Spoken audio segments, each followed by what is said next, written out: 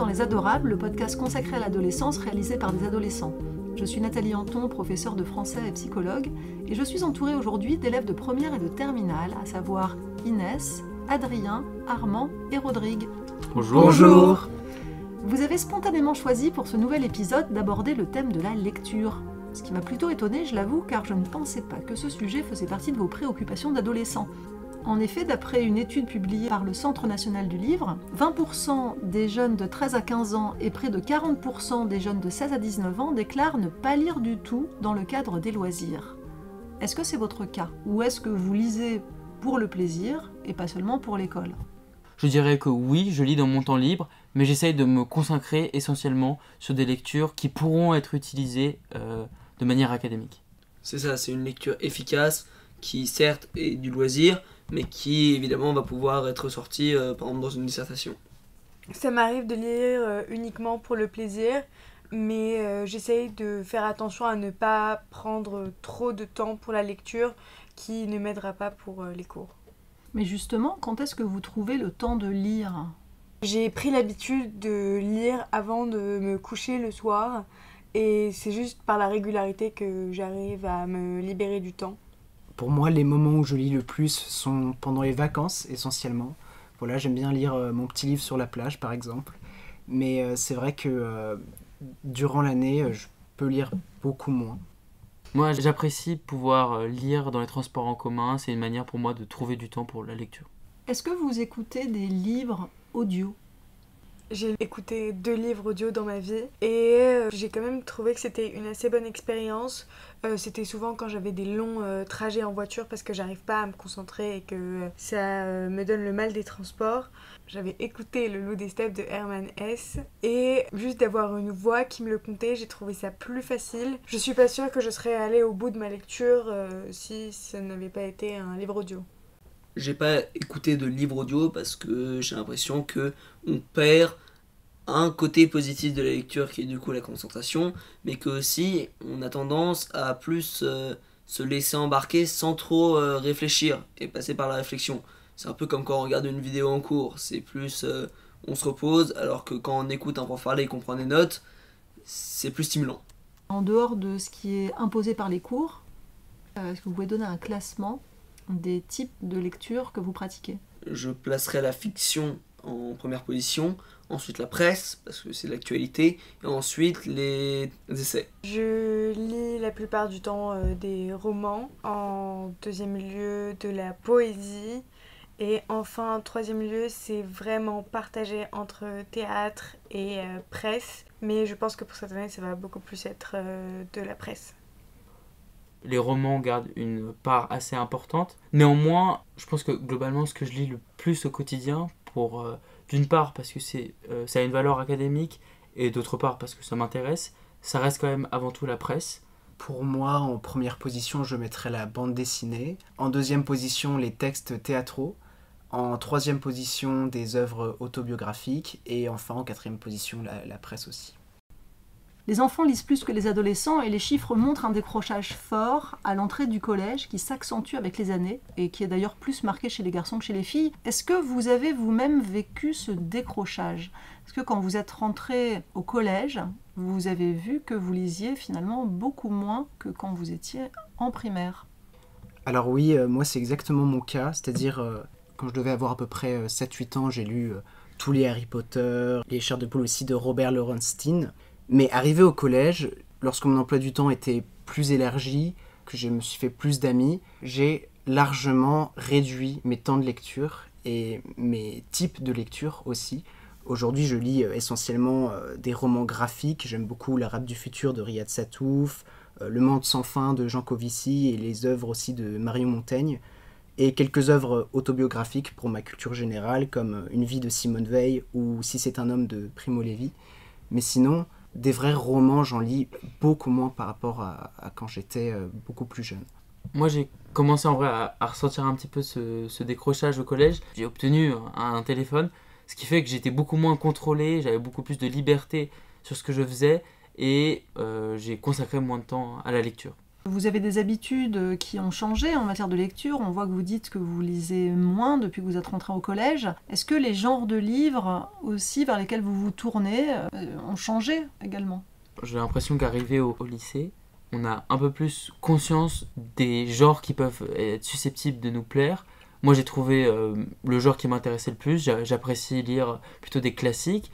Mais globalement, j'ai l'impression que tout le monde arrive à trouver son genre littéraire et notre lecture est beaucoup plus ciblée.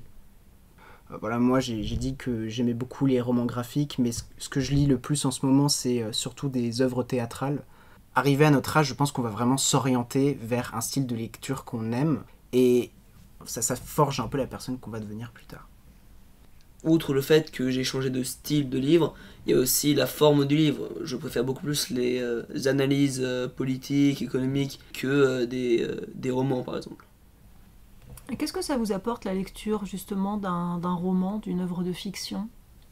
Je pense que ça nous permet de réfléchir, un peu de comparer notre point de vue à celui de l'auteur, d'avoir en quelque sorte différentes expériences, différentes vies qui nous sont offertes à travers l'histoire que nous sommes en train de lire.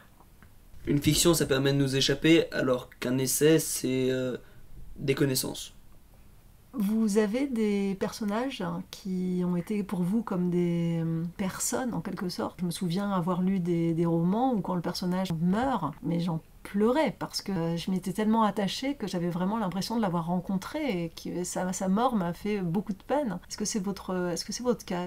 Comme beaucoup d'adolescents, je me suis mis à lire l'intégralité de la saga Harry Potter et je me souviens que j'avais été assez extrêmement touché même à la mort du parrain d'Harry Potter, Sirius Black, puisque j'avais regardé le film juste avant de finir le livre. Il me restait peut-être une dizaine de pages et je n'avais pas conscience de la mort de Sirius Black. Et je me souviens qu'après avoir vu le film et donc avoir appris sa mort, j'avais espéré que la fin dans le livre soit différente de celle dans le film. Et c'est vrai que je me souviens que ça m'avait énormément touché et j'espérais à tout prix que les réalisateurs du film avaient changé le scénario.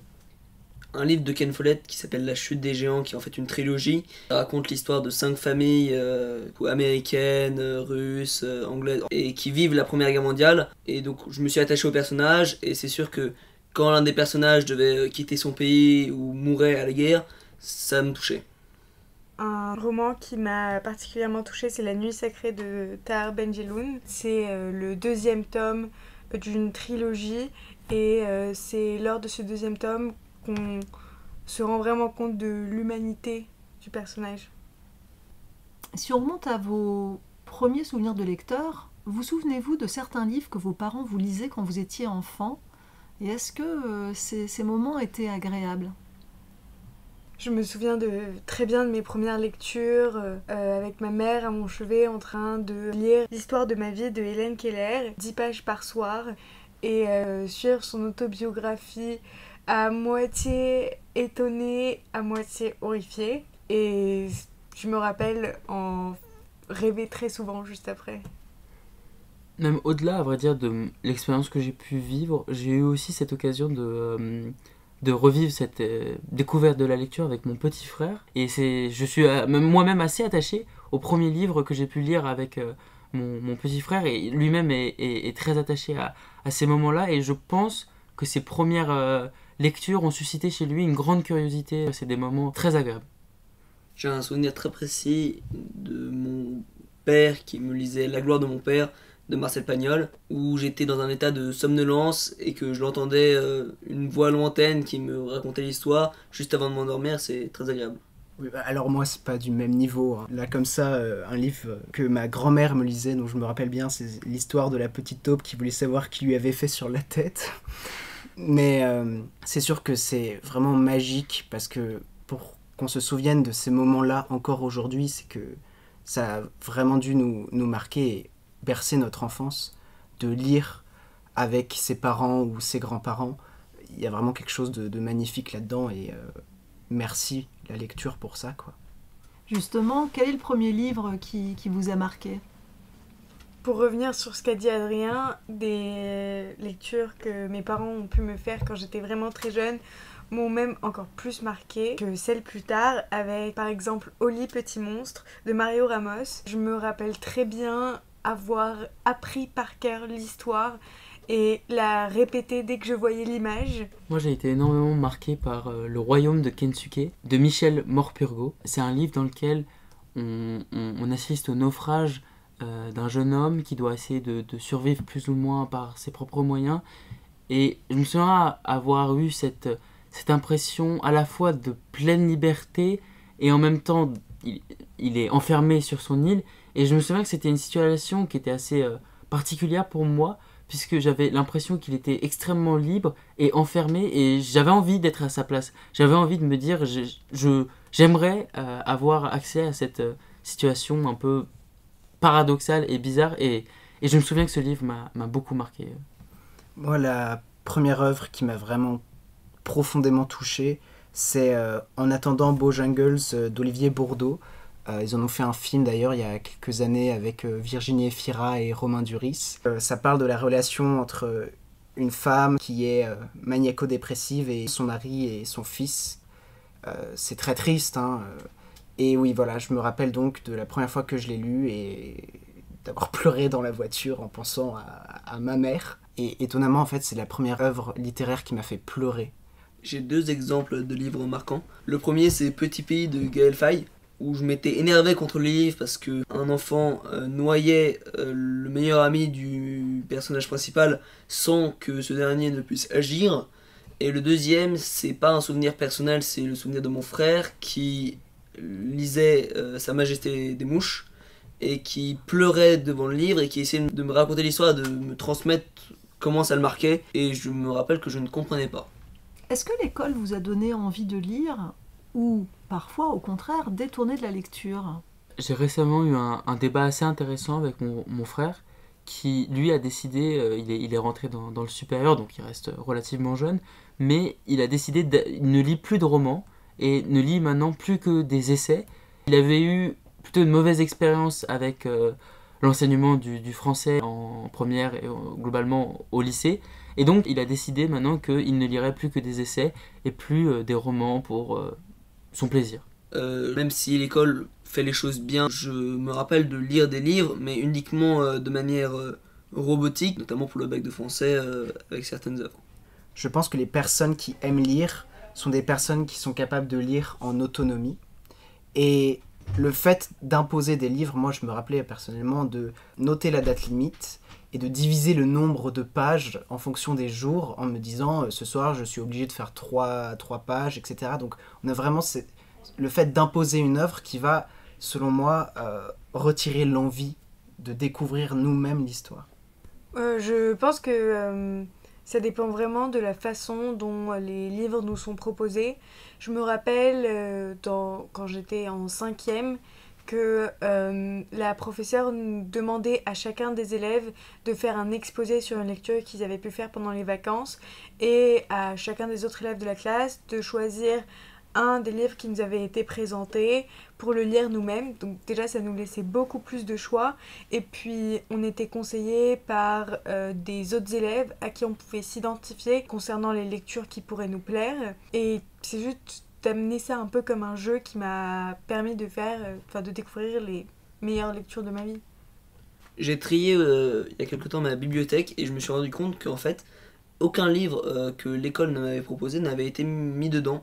Non pas parce que je les aimais pas, mais parce que je comprends tout à fait les élèves qui se disent que comme je suis obligé de lire ça, bah ça enlève l'envie. Même si le livre est incroyable, ça enlève l'envie parce qu'on sait que c'est une obligation. Et le fait d'analyser en cours des livres qui, de prime abord, vous n'aurez pas forcément plu, justement, mais d'en découvrir peut-être un sens un peu plus profond, est-ce que ça a pu changer votre approche de certains classiques qui vous avaient, comme vous avez dit, peut-être rebuté au départ? Alors, moi, je vais plutôt parler de l'expérience du bac de français de première, puisque je trouvais, en tout cas, qu'avant, on ne s'attardait pas souvent assez sur les œuvres, là où en première, on a 4 œuvres pour le bac de français, et vraiment, on vient devenir quasiment presque des experts de l'œuvre. Et moi, j'ai énormément apprécié le fait d'approfondir. À vrai dire, en tout début d'année, j'aurais pu dire que 2 des œuvres au moins ne me plaisaient pas. Et à la fin de l'année, juste avant de passer l'épreuve du baccalauréat, je pense que j'aurais été incapable de dire qu'aucune des œuvres ne m'avait plu. j'ai aimé toutes les œuvres du programme du bac de français. Oui, c'est vrai que ça peut être très passionnant d'étudier une œuvre, de connaître les messages cachés, de savoir qu'est-ce qu'a voulu partager en profondeur l'auteur dans son œuvre. Mais honnêtement, à part lorsqu'on est un prof de français, personne ne lit un livre comme ça en analysant tout. Donc il y a vraiment cette dimension très scolaire qui peut complètement démotiver la lecture. Je pense pas que étudier un ouvrage, ça nous permet de plus l'aimer. Au collège, on avait certaines lectures obligatoires, comme par exemple L'écume des jours de Boris Vian, que j'ai trouvé indigeste malgré l'effort du professeur de nous expliquer les motivations et les buts de l'auteur. Je pense que le fait de l'étudier en classe m'a permis quand même de découvrir une œuvre importante pour la culture G. Moi, j'ai l'impression que l'analyse d'une œuvre est intéressante et que ce qui détourne les adolescents de la lecture, notamment pendant le bac de français, c'est que l'idée que ce soit une note qui est en plus compliquée à avoir. On a difficilement un 20 en dissertation. Et je trouve que c'est l'idée de la note qui peut dégoûter les jeunes de la lecture, notamment au bac de français. D'ailleurs, vous pouvez l'avouer maintenant, est-ce que vous avez lu les 4 œuvres du bac de français ? J'ai lu des extraits de chaque œuvre, je me suis plus attardée, je pense, sur les messages transmis et sur le fait de lire des textes annexes pour mieux comprendre, que ce soit d'autres textes de l'auteur ou même des explications, sans pour autant perdre trop de temps à lire. J'ai lu les 4 œuvres, pas forcément aux dates indiquées par mon professeur de français. J'ai lu les 4 œuvres, dont une en diagonale, il faut que je l'avoue. Et quels sont les freins justement à la lecture ? Pourquoi est-ce que vous n'arrivez pas à lire davantage ? Il y a évidemment une raison, on peut passer 8 heures sur un portable et 10 minutes à lire. Je pense aussi qu'on a peut-être une éducation différente et que même si la lecture est plus accessible, la société n'est plus la même. Les autres ne lisent pas, donc ça ne nous encourage pas à lire en fait. Moi, je pense quand même que le portable et les écrans en général sont une raison assez majeure. Quand j'ai eu mon premier téléphone, c'est à partir de ce moment-là, donc c'était au début du collège, que j'ai complètement diminué mon temps de lecture. Parce que c'est un autre moyen de se distraire, de se cultiver aussi. Hein. C'est pas forcément néfaste, mais c'est juste que ça peut très facilement remplacer la lecture. Mais c'est vrai qu'il y a d'autres raisons. On peut développer de nouvelles passions. Moi, par exemple, j'ai le cinéma, le spectacle vivant, ou de manière générale, passer du temps avec mes amis. Mais je pense quand même que la raison principale pour laquelle je me suis arrêté de lire, c'est le temps que je passe sur mon portable. Je suis d'accord que les écrans sont un moyen majeur de se distraire. Je pense aussi qu'il y a des côtés positifs au portable, etc. Moi, je lis la presse et je ne lis jamais en papier parce que tout simplement, je peux pas amener le papier dans le métro. Je pense que ça a des bons aspects, ça en a des négatifs, bien sûr. Je pense aussi qu'il y a un rôle assez important qui est donné à l'entourage qu'on a. À vrai dire, c'est assez un peu pessimiste, mais en fait, on voit aucun de nos amis autour de nous qui lit. Et donc, en fait, on n'est pas forcé à lire, on se motive pas à lire. Mais je trouve qu'une des choses les plus agréables, et je sais de quoi je parle, ma mère est professeure de français, et à chaque fois que je lis un livre, je vais lui en parler pour voir son avis. Et c'est très stimulant intellectuellement parlant, je trouve. Et ça rend la lecture du livre encore plus agréable. Et il y a une forme un peu de nivellement par le bas, puisque tous mes amis autour de moi lisent soit aussi peu que moi, soit moins. Et donc, c'est vrai qu'on n'a pas l'occasion d'échanger sur des œuvres littéraires. Et pour discuter par conséquent des livres que vous lisez, est-ce que vous allez parfois en librairie pour choisir un livre ? Vous allez peut-être à la rencontre de gens dont c'est le métier, même une bibliothèque ? Est-ce que vous avez une carte de bibliothèque ? Ou est-ce qu'à l'école, vous allez au CDI demander conseil aux documentalistes ? Paradoxalement, je viens de dire que les écrans, ça freine un peu la lecture, mais le compte Instagram de Riyad Satouf m'a permis de tout de suite savoir quand est-ce qu'allaient sortir ses prochaines œuvres. Et du coup, j'allais directement dans une librairie pour l'acheter. Donc il y a vraiment cette idée de partage. J'ai tendance à faire quelque chose qui n'est pas nécessairement bien, je pense. C'est le fait de faire une sorte de liste de livres que je veux acheter. Et lorsque je me rends en librairie, je cherche les livres que je veux acheter. Point barre. Je ne fais pas autre chose de plus. Je ne m'attarde pas dans les rayons. Des fois, c'est par manque de temps, mais des fois aussi, c'est par manque de patience aussi, je pense. Et quant à la question de la bibliothèque, j'ai une carte de bibliothèque. Je m'y rends régulièrement. Mais comme la librairie, j'ai tendance à faire cette technique pas forcément recommandable puisque je regarde sur le site de la bibliothèque quels livres sont disponibles ou pas et quels livres m'intéressent. Je vais les chercher, je les lis éventuellement et je les rapporte. Et je ne m'attarde pas dans les rayons à chercher des livres qui pourraient être intéressants. Moi, mon père le fait. Il va souvent dans les librairies pour voir si il y a un livre qui l'intéresse. Moi, je ne fais pas ça parce que j'ai pas forcément le temps ni forcément l'envie. J'ai une carte de bibliothèque, mais cette fois, c'est pour travailler. Et oui, c'est plus quand j'ai une idée d'un livre qu'on m'a recommandé, d'un ami qui est assez littéraire, etc. Là, je vais l'acheter. Mais je vais jamais dans les librairies pour flâner, entre guillemets, ni discuter. Moi, mes parents refusent que j'achète un livre si ce n'est pas en librairie spécialisée. Et bien sûr, à force d'aller dans la même librairie, je crée un lien avec le libraire qui me conseille souvent des romans qui pourraient me plaire. Après, je dois avouer que je ne les achète pas toujours, mais c'est juste le fait d'en discuter et le fait de pourquoi pas l'acheter une prochaine fois. Mais qu'est-ce qui vous donne justement envie de lire un livre? Est-ce que c'est sa couverture? Est-ce que c'est son thème? Est-ce que c'est la recommandation qu'on a pu vous faire? Est-ce que c'est sur les réseaux sociaux? Vous suivez justement, comme Adrien, des personnalités qui pourraient vous influencer? Moi, c'est honnêtement essentiellement par la recommandation, parce que j'estime que c'est parfois difficile de soi-même de se faire un avis sur un livre qu'on n'a pas lu, pour savoir s'il est intéressant ou pas.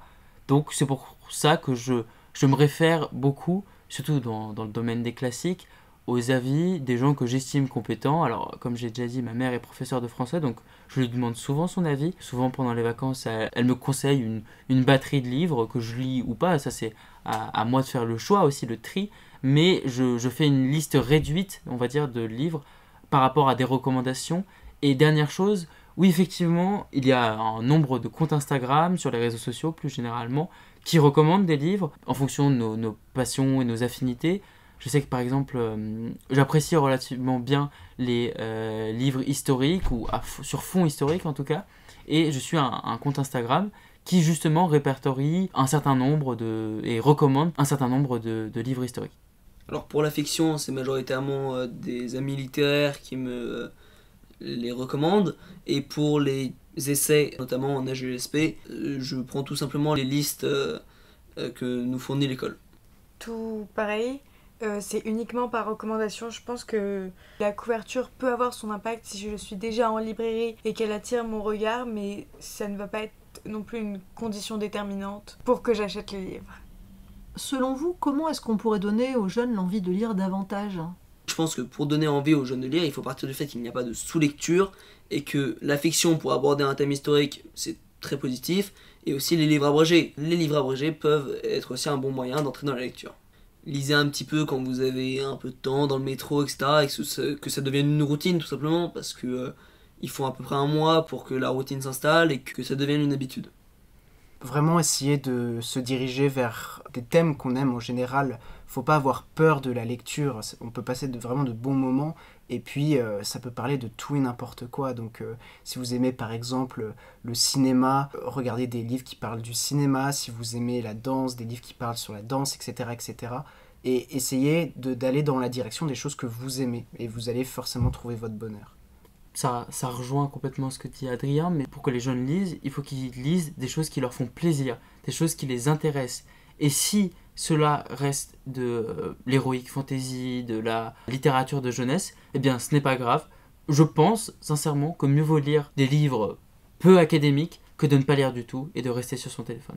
Moi, je conseillerais de créer une relation avec le livre qu'on a commencé, d'essayer de se l'approprier, de comprendre vraiment, et surtout de ne pas se donner de pression, surtout lorsqu'il s'agit d'un loisir, de ne pas aller à la course pour finir le plus rapidement ou pour avoir lu tant de livres en un mois ou en un an. Mais pourquoi continuer à lire alors que vous avez tout sur les réseaux sociaux? Pourquoi vous avez envie de promouvoir la lecture? Parce que ça fait vraiment réfléchir, et puis parce que ça demande de l'effort, donc on peut aussi se sentir fier de nous après avoir lu. Et puis il faut aussi se dire que la lecture, ça améliore la concentration, alors que les écrans pas du tout. je suis pas tout à fait d'accord avec Rodrigue. Moi, je lis de plus en plus, à vrai dire, sur mon téléphone et sur mon ordinateur. C'est sûr, il y a un problème de concentration. Néanmoins, je trouve qu'il y a aussi quelque chose qui joue à mes yeux, c'est l'accessibilité de cette lecture. C'est une lecture qui est beaucoup plus facile, qui n'implique pas un changement radical de nos divertissements. Admettons que j'étais sur les réseaux sociaux 5 minutes avant, il est plus rapide pour moi de passer des réseaux sociaux à un article ou n'importe quoi sur mon téléphone que de couper mon téléphone, de l'éteindre, de le poser, de me lever et de prendre un livre et de commencer à le lire. Je pense qu'il faut aussi peut-être commencer à concevoir la lecture par le numérique avec des liseuses aussi, ça peut être une alternative très intéressante, je pense. Non, c'est vrai que la lecture, ça permet de voyager, ça étend notre culture générale, ça permet aussi de mieux écrire, d'améliorer notre orthographe, notre grammaire, notre expression orale et même apprendre une langue. On n'est pas obligé de lire en français. Donc oui, il y a plein de super avantages à la lecture et c'est un peu nécessaire de continuer à lire. Est-ce que vous pensez que le livre et la lecture feront partie de votre vie d'adulte ? À vrai dire, j'apprécie énormément le fait de lire, mais je me persuade à chaque fois que c'est quelque chose dont je prendrai le temps plus tard. Dans ma vie d'adulte, j'aurai beaucoup plus de temps, ce qui est probablement assez faux. Et je persiste dans cette idée de me dire que j'arriverai un jour à trouver plus de temps à la lecture, chose que j'apprécie. Moi, mon métier idéal, ou en tout cas ce que j'aimerais faire pour occuper mes vieux jours, ce serait de juste être critique littéraire.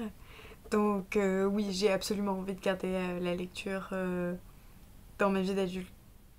Voulant travailler dans la politique, c'est sûr que je vais devoir lire des essais, lire la presse, lire aussi des rapports. Donc la littérature ne fera pas partie peut-être de mon métier, mais en tout cas la lecture, oui. Je ne sais pas à quoi je vais ressembler dans 10-20 ans, mais je pense que je vais continuer à lire. Si vous aviez une œuvre à recommander aux auditeurs, aux adolescents qui nous écoutent, pour leur donner envie de lire, laquelle choisiriez-vous et pourquoi ? C'est un gros pavé du coup de 1000 pages, c'est La chute des géants de Ken Follett pour ceux qui apprécient l'histoire. Alors, c'est La promesse de l'aube de Romain Gary. Je dois avouer que j'ai une relation particulière avec cette œuvre puisque je l'ai lue et j'en ai énormément parlé à ma mère, qui est toujours prof de français, elle n'a pas changé. Et il y avait quelque chose d'assez poétique et d'assez beau pour moi de parler de ce roman qui a un si bel éloge pour sa mère. Et c'est l'une des œuvres que j'ai le plus apprécié de lire de toute ma vie. Une autre de mes lectures préférées, Le joueur d'échecs. Je trouve cette œuvre extrêmement marquante puisqu'elle est à la fois relativement courte, très facile à lire, et pourtant elle soulève énormément de choses, que ce soit psychologiquement, intellectuellement, et il y a aussi une critique plus historique, et c'est vraiment une œuvre que j'ai trouvée absolument géniale. J'avais l'impression qu'elle traitait de tout en une centaine de pages à peu près, et j'ai trouvé ça extrêmement marquant de l'efficacité de ce roman. Donc si vraiment vous n'êtes pas du tout un grand lecteur, lisez Le joueur d'échecs de Stefan Zweig. J'allais conseiller Les Racines du ciel de Romain Gary également, mais donc je vais me tourner vers les courts romans biographiques de Stefan Zweig qui sont pour moi très abordables, suffisamment synthétiques pour la plupart, à part Balzac. C'est très intéressant et c'est très drôle parfois. Si je devais conseiller une œuvre comme ça aux adolescents qui nous écoutent, qui en ce moment fait beaucoup parler, c'est Le Comte de Monte Cristo, c'est un chef-d'œuvre incontournable qu'il faut absolument lire. Et l'avantage, c'est que si vous découvrez encore la lecture, vous aurez l'occasion d'en parler avec beaucoup de gens. Merci beaucoup d'avoir répondu à ces questions sur le sujet de la lecture et d'avoir partagé vos expériences de lecteur. Dans le deuxième épisode de cette émission, c'est vous qui interrogerez Jennifer Thio, déléguée à la communication et aux événements littéraires du Centre national du livre. N'hésitez pas à laisser vos commentaires sur Instagram ou sur le site de l'école alsacienne, et à bientôt pour une nouvelle émission. À bientôt.